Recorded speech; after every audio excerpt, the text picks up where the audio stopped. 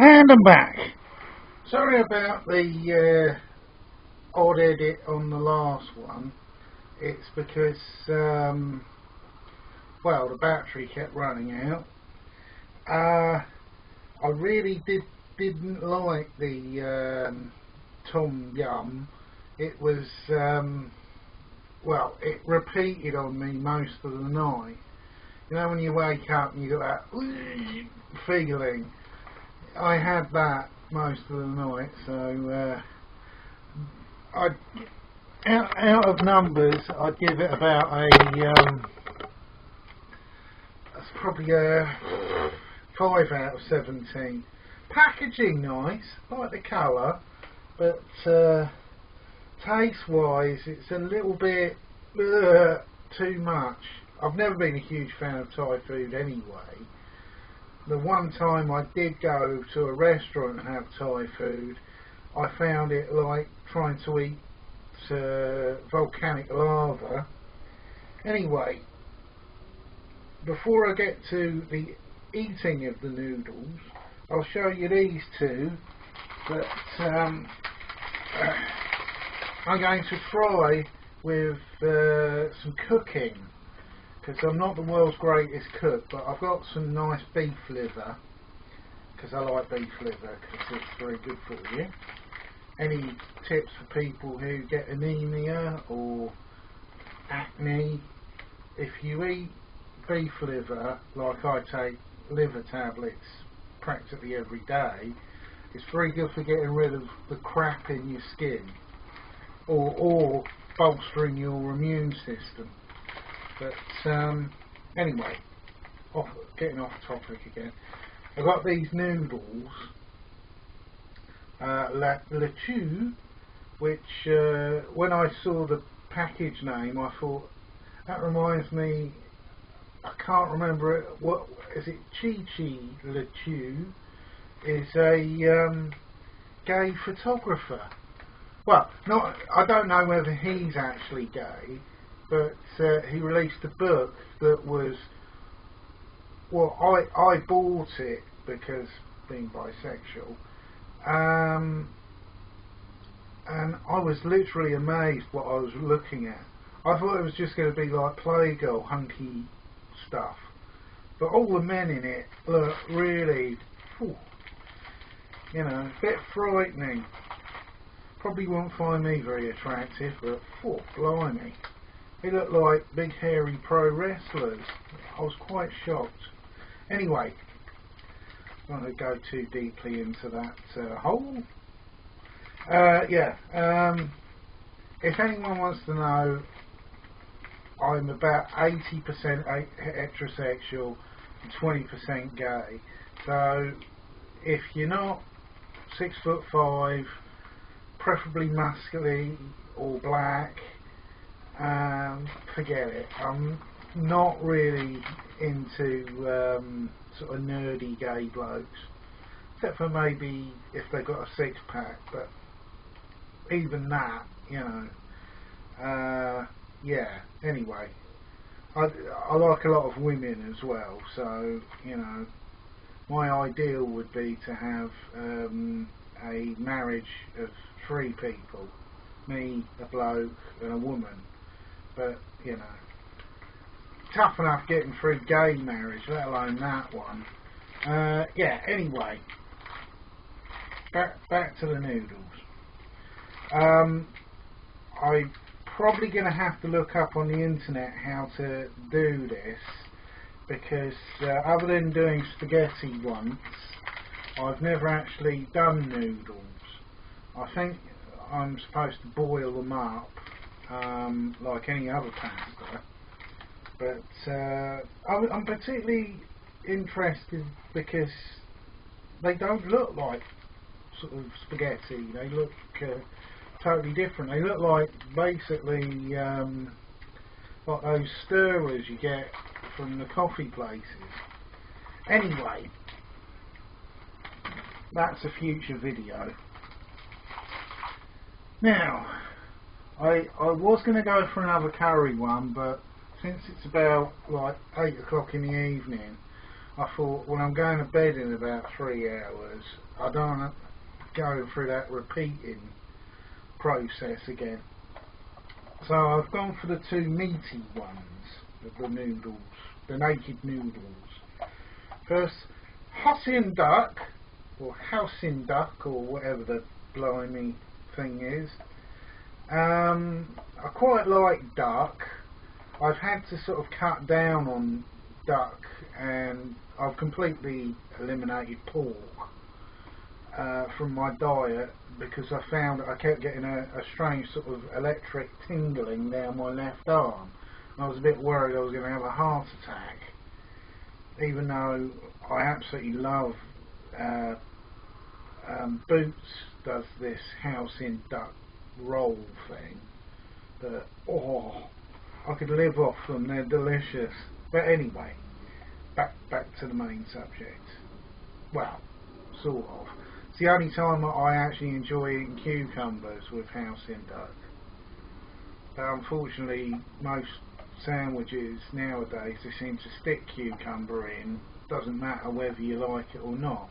I've even had ploughman lunch rolls looked inside and there's bits of cucumber that aren't supposed to be there. But anyway, back to the Hossin duck, and I warmed it up. It's not crazy hot like the one the other day. I'm getting better at preparing them. And the other one is beef fur or purr. I'm not sure. I'm thinking about it. If it's purr, it does sound a bit like poo. You know. I'm hoping this isn't made from cow pats. Even though cows eat their own cow pats. You know, cows being total herbivores, their body doesn't have to produce toxins to break down protein cells like we get with dogs and humans. That's the reason why human poo smells. It's because of the bile that your body has to add to it to digest the stuff. Yes. It tastes quite nice actually. It's definitely got a ducky smell to it. I just hope this doesn't bend the plastic fork like I was doing the other day.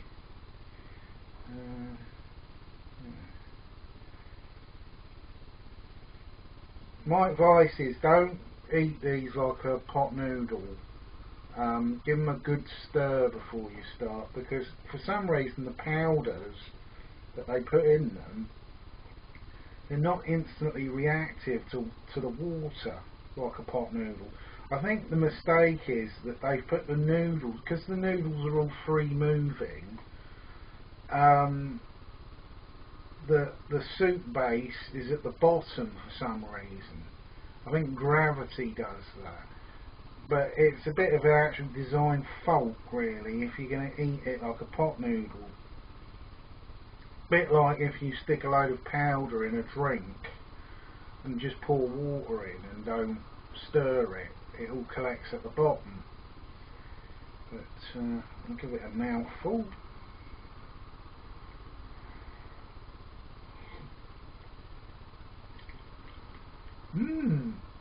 This is really nice. It's a little bit spicier than I'm used to, but the duck is, you can taste the duck in it. The noodles are quite nice as well, but they're not sort of crunchy at all. But when I finally get round to doing pot noodles, I'll show you how you're supposed to prepare them, because most people don't, and then they go, oh, I didn't like the taste, because they didn't prepare it properly.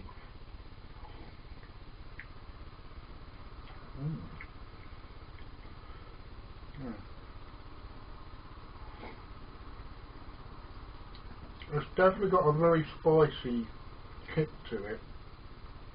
A lot more than, you know, I'm used to. But overall, I give the house and duck, let's try a little bit more.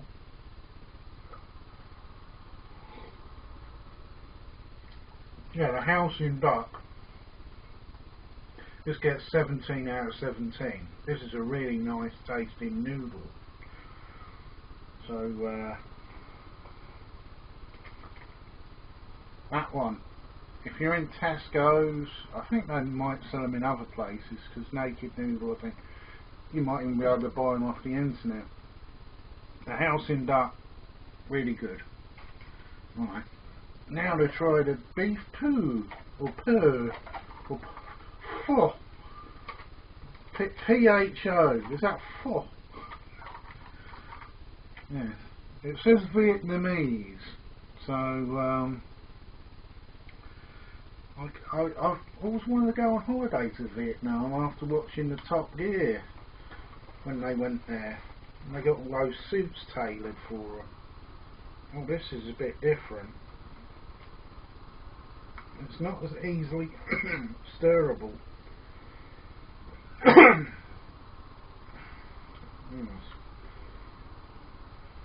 Give it a little mouthful. Come on, get it. There we go. Again, the design fault.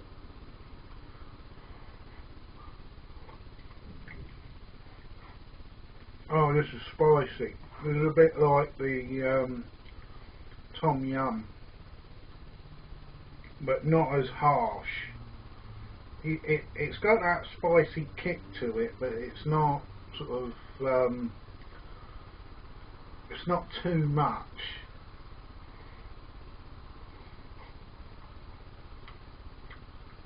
Yeah. It's not overpowering the noodles as well, which gives the noodles a sort of silky feeling in your mouth. This I'd buy this every day if I was working out in the open, because it's not too hot and it's not too sort of bland. Yeah, I like this. I won't give it a 17, I'll give it a 16, because I think the one thing that really this would go even better with would be a little pinch of soy sauce, or wasabi sauce, wahabis. It's all that Islamic nonsense on the telly. Don't listen to the man.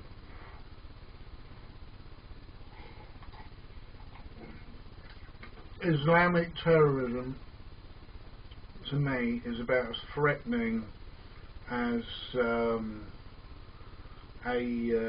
Navy SEAL with a plastic fork. Throughout the 80s, I was a child, the IRA were blowing things up just down the road from me in Aldershot, and they were a real threat. You know, they were scary dudes. They got very close to blowing up the Prime Minister. But Islamic groups, you know, they look all scary when they're in somewhere like Syria or Iraq, but when they come to Britain, I just don't get it. I don't get why everyone's so frightened. Those two idiots with the knives attacked one bloke, and they ended up spending the rest. They're going to spend the rest of their lives in prison. And I'm like, really? Were they so believing that what they were doing was going to make them martyrs that they wouldn't even sort of go down in a blaze of glory, like fighting against soldiers with guns? You don't become a martyr if it's going to take you about something like 25 years to die. Martyrdom there, nah. And you see these other ones in America who, some of them are Islamic jihadists, some of them are just pathetic losers. Like that car bomb idiot in Times Square, he locked himself out of his car bomb. You know, these aren't frightening people. The justifications for attacking the Middle East, there are good justifications, but the way they've been painted is just ridiculous. But yeah, we're talking about noodles, not political stuff. But I'm not frightened of terrorists. I find them rather ridiculous, pathetic people. Especially when I've seen the sort of idiots who are going off and joining ISIS. I'm like, really? Is it a major loss? Good riddance, I say. You know, when they get blown up, I don't think, oh, what a tragedy. I think, well, we've just lost another arsehole. I'm not impressed at all by scary men shouting and holding Kalashnikovs above their head. Seen it all before, done by much better groups like the Mujahideen.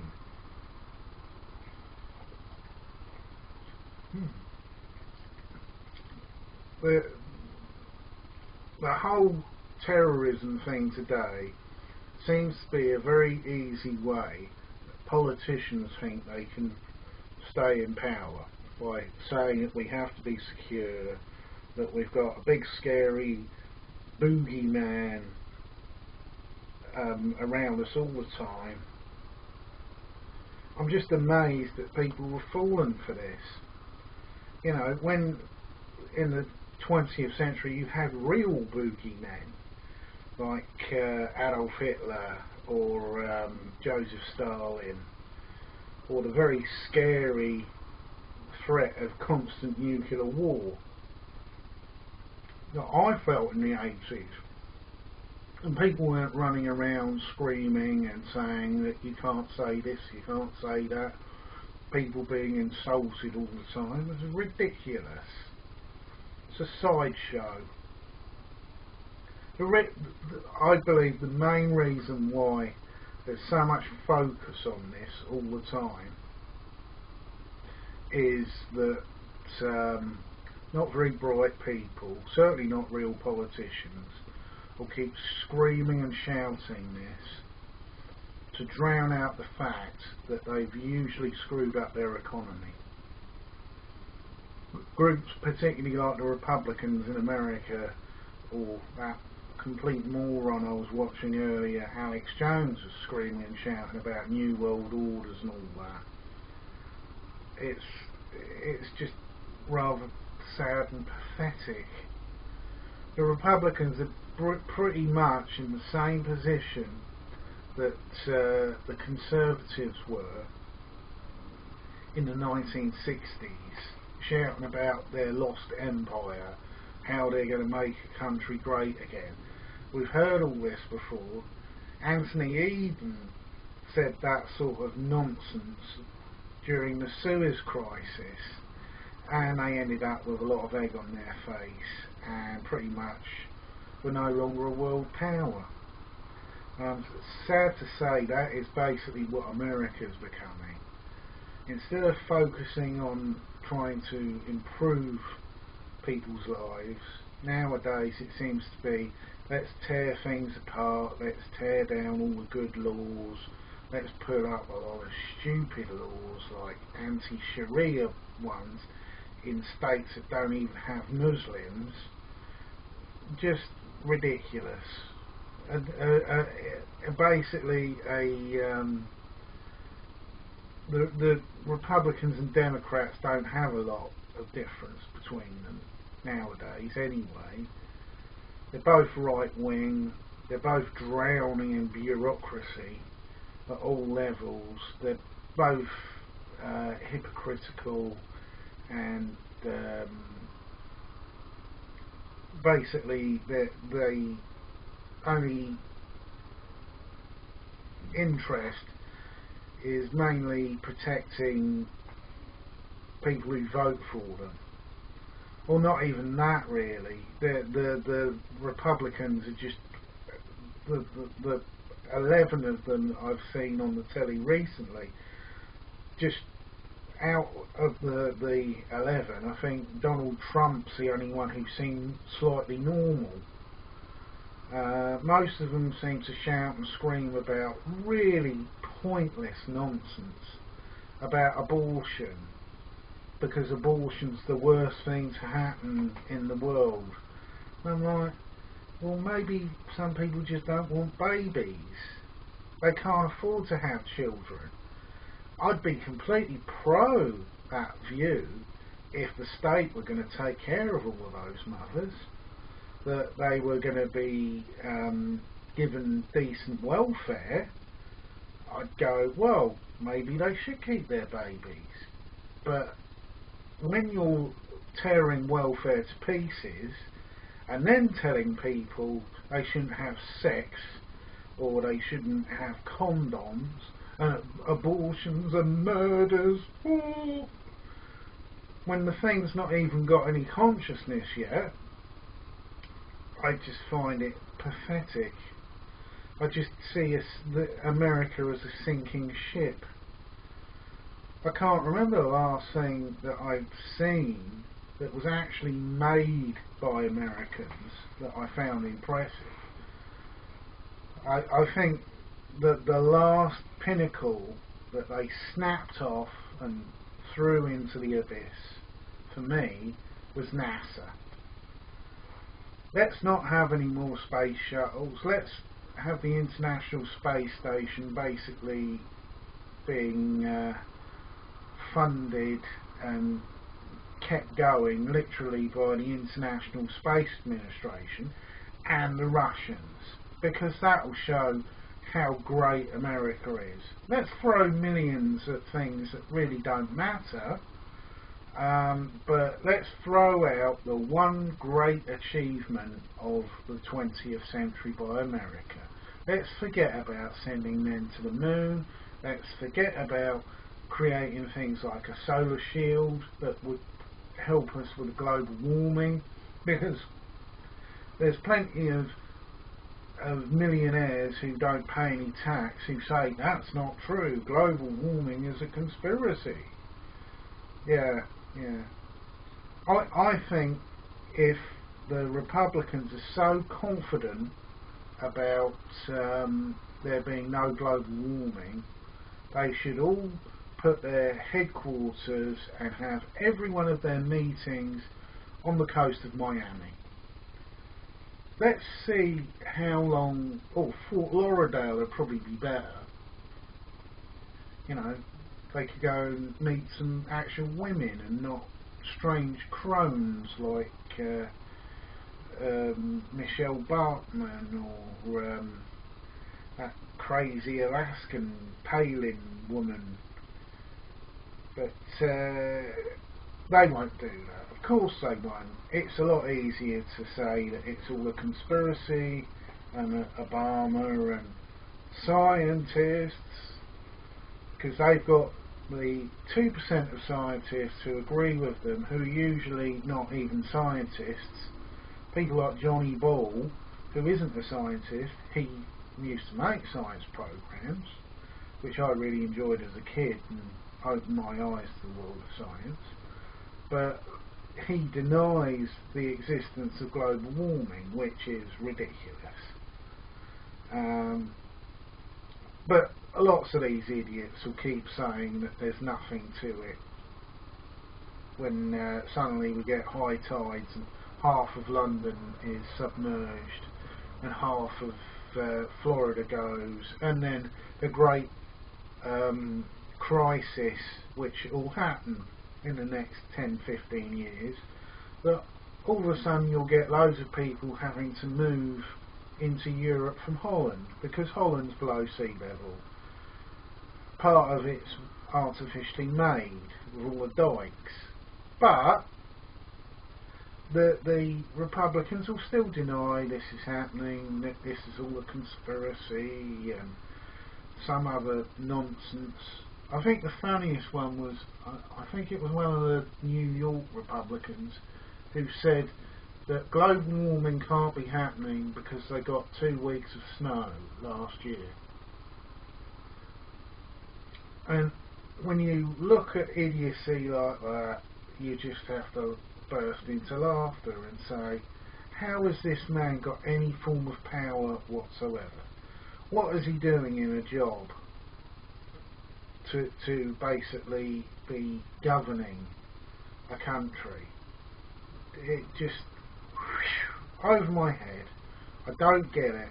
I don't understand how any of these Republican idiots that I watched, like Rick Perry and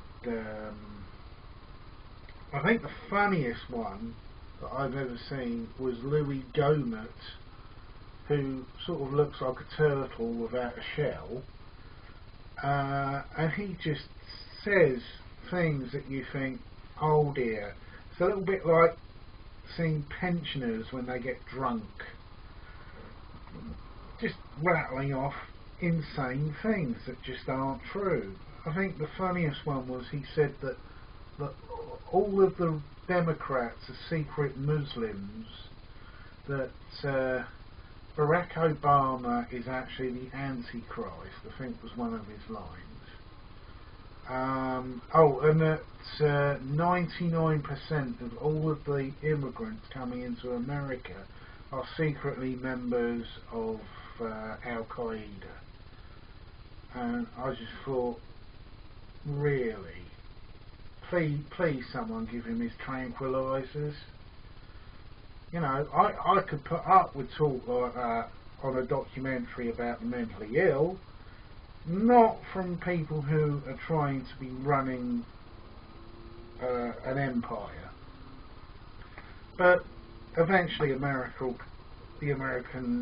economic system is going to collapse. Everyone knows it now. And then that'll be bye-bye to that empire. And what will be the founding hilarity will be when, after that period, Canadians will be saying, those damn American immigrants trying to come in taking our jobs. And Mexicans will probably be saying that, because I've got a feeling all of that money, even Hollywood might have to move. Well, Hollywood might have to move because of this drought that's happening in Los Angeles at the moment, which is a direct sign that there is global warming.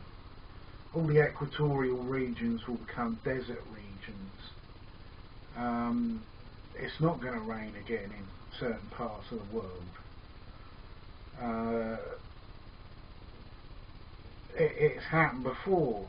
Lots of the deserts, like the Gobi Desert, used to be a rainforest, and then there was global alterations of the atmosphere, position from the moon, all sorts of things, tidal effects, earthquakes, volcanoes. There was a period known as the Snowball Earth, where all the volcanic activity shut down on the Earth, and gradually the ice caps got to the point where they were about something like 500 miles apart in the middle. It wasn't a complete... I've heard some scientists say it was a complete snowball, but I'm a bit... it couldn't have been everywhere, or there wouldn't be any life on the Earth, apart from the stuff around the volcanic vents. But I can't remember what it was called. I think it was a Permian extinction. And it's detectable. You know, it shows up on in archaeology because of the different layers.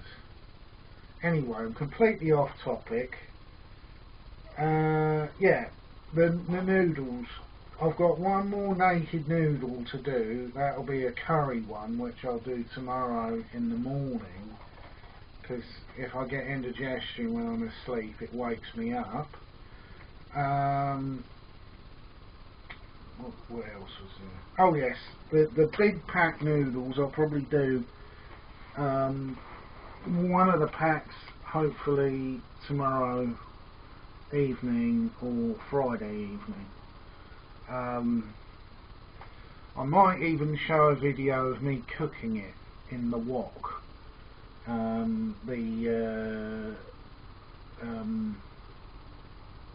The beef liver, that's it, beef liver. Anyway, see you later.